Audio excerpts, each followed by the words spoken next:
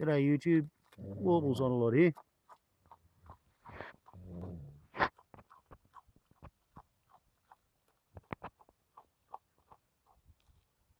With a video about general aviation safety, which doesn't have much to do with swamp wallabies, but is nonetheless quite interesting. Recently, on a channel called VlegeNet, which used to be called Judy Robus, they posted a video comparing Pipers with Cessnas. Now, Piper and Cessna are the two largest, most popular manufacturers of general aviation aircraft in the United States and pretty much therefore in the world. So this is the Piper, the Cherokee. Essentially, the Cherokees are low-wing aircraft. They're four-seaters. And then there's the Cessnas, high-wing aircraft. Cherokee versus Skyhawk. And this video goes on to compare these aircraft in terms of their numbers, the numbers built, and there are more Cessnas built than there were Pipers. 32,726 and 776 Pipers versus 44,000 Cessnas. You'll note that there was a period during which the Cessna was out of production, owing to problems with insurance because the seats on the Cessnas had been known to give way, as in they'd slide backwards down the rails on takeoff, which was not good. So this video then goes on to look at which is the more successful company in terms of how many models it's got in production, which goes fastest and all the rest of it.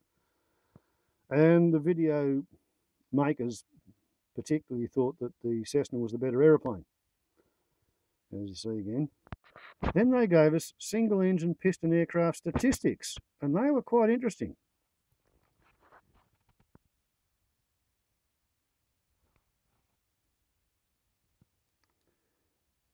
With a background of a Piper crashing on takeoff, followed by a Cessna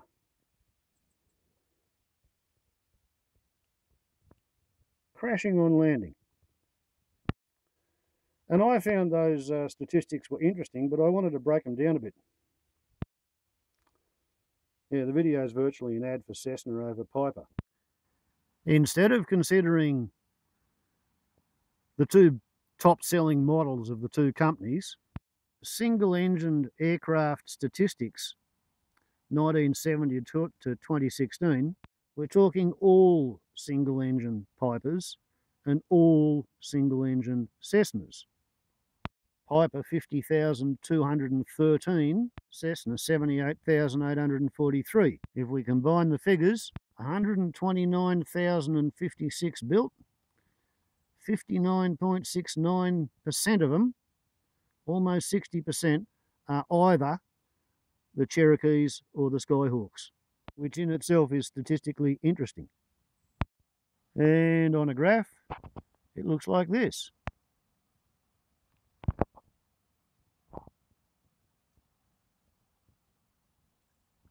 Piper in pink and Cessna in blue, and combined in green between them.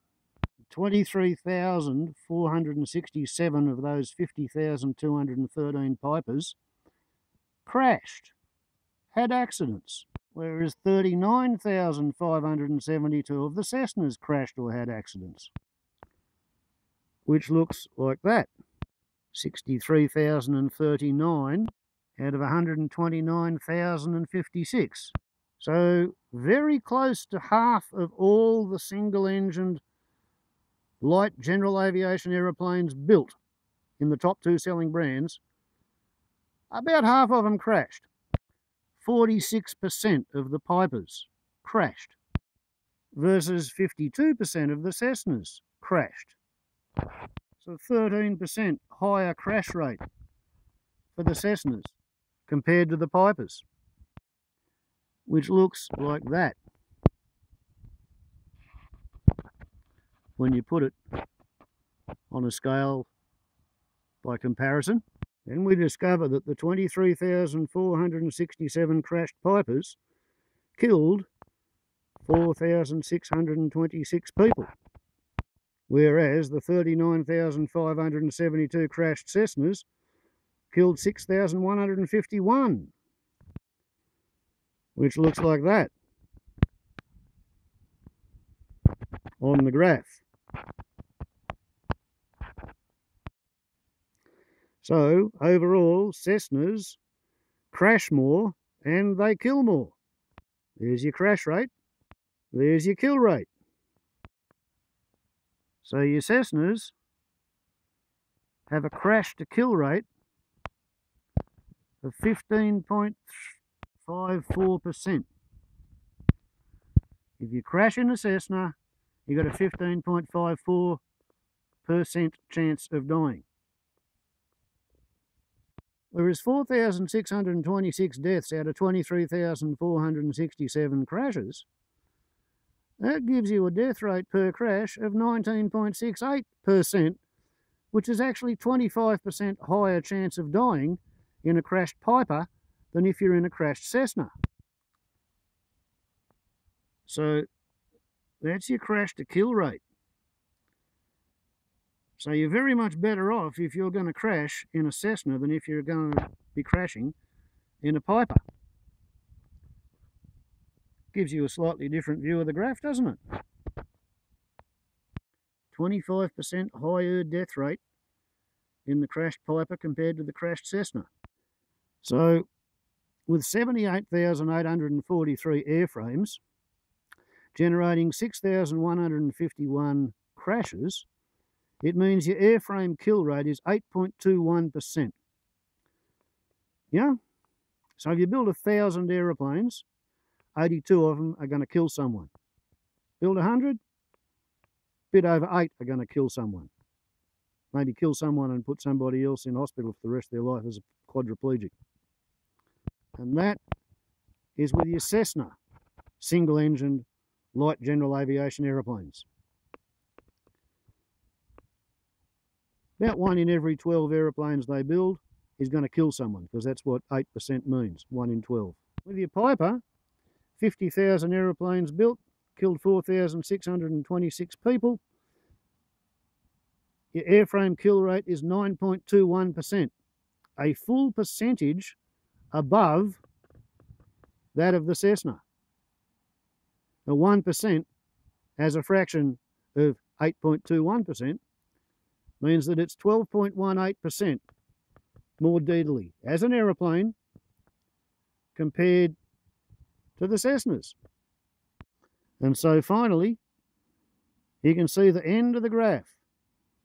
And your average single-engined light general aviation airframe has an 8.71% chance of killing someone. If it's Piper, it's 9.21%. If it's Cessna, it's 8.21%. Piper is 25% more deadly if you're going to crash in it, but your average crash to kill rate is 17.61%. 10,777 fatalities, 129,056 total airframes built between those two manufacturers. And while half of your general aviation aeroplanes crash, somewhere between 1 in 11 and 1 in 12 of them kill somebody when they crash. I wonder if anybody, anywhere, at any time has figured out the relationship between the number of motor cars built and the number of motor cars which crash. You know, like how many Toyota Land Cruisers have been built, how many Toyota Land Cruisers have crashed, how many Toyota Land Cruisers have killed somebody when they crashed. So, you know, how do motor vehicles compare to aeroplanes? How do motorcycles compare to aeroplanes?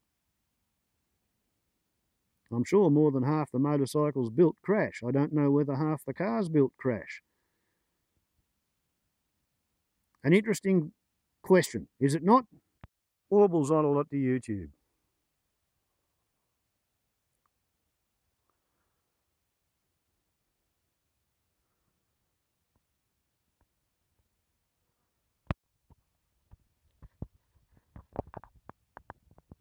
Ciao.